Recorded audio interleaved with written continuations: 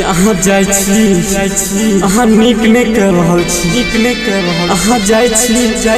अहाँ नीक नहीं कर रहल छी हमरा छोड़ के अहाँ कतऽ जा रहल छी ये बेवफा अहाँ तो प्यार करे वाला के ऊपर सब भरोसा तोड़ देलिए जाओ अहाँ की केलौ छै जाओ बेवफा बनाने के लिए संपर्क करें कमलेश दीवाना नगर चौक फलपुरा। नहीं पता चले ये पूनम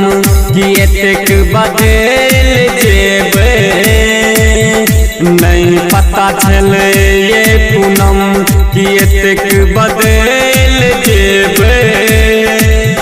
कियो लाका एत डोली चढ़ के चल जेबे नहीं पता चले ये पूनम की एतेक बदल जेबे नहीं पता चले ये पूनम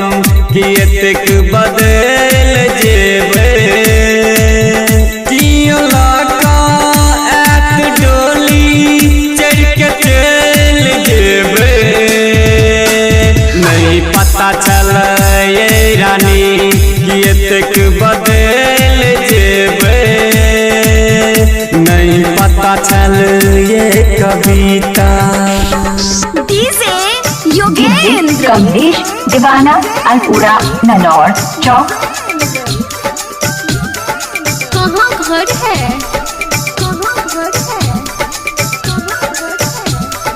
हारी भीतर 7708981462।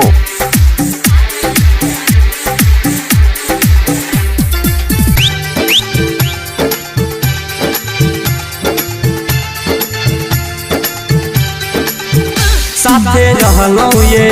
साथे पढ़लौ ये संगे खेलुआ दा कोना बिसरलौ ये साथे रहलौ ये साथे पढ़लौ ये संगे खेलुआ दा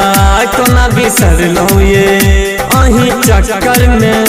मम्मी पापा से साचो में जान हम पिटेलौ ये छोड़ के कोना हमरा सासुर चल गेलो नहीं पता चल ये राधा की एतेक बदल जेबे नहीं पता चल ये कविता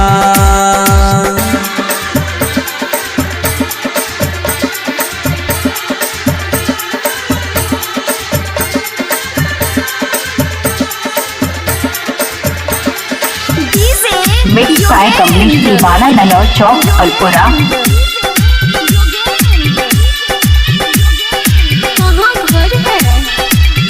इलाका किसी का भी होगा पर धमाका देखिए कमलेश दीवाना का ही होगा। जाने से ज्यादा संगीता चाहलौ ये तब हमरा से मुँह मोड़लौ ये जाने से ज्यादा संगीता चाहलौ ये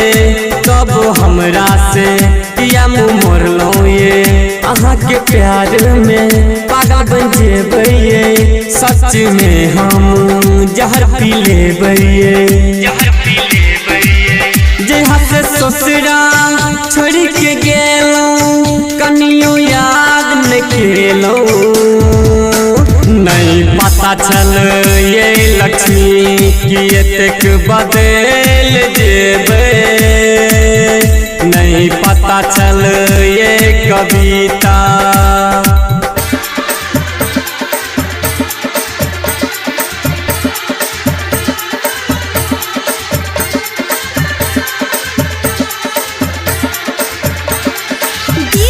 गाना मिक्सिंग कराने के लिए संपर्क करें कमलेश दीवाना ननौर बाजार अलपुरा। कहाँ घर है हारी भीतर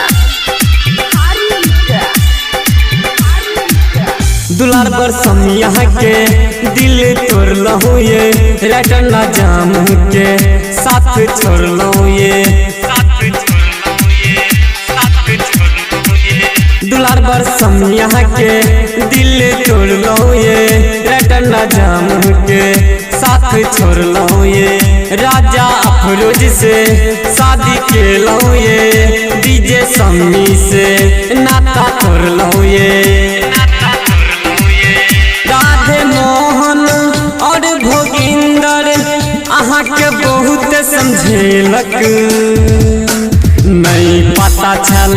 ये अंजलि कि एतेक बदल जेबे नहीं पता छल ये अंजलि कि एतेक बदल जेबे हमरा छोड़ के अहाँ सासुर कौन चल जेबे नहीं पता छल ये कविता कि एतेक बदल जेबे हमरा छोड़ के अहाँ सासुर कौन चल जेबे नहीं पता छल ये रानी एतेक बदल जेबे। डीजे कमलेश बाबू मोबाइल नंबर 77 08981462। गंधराइन चौक।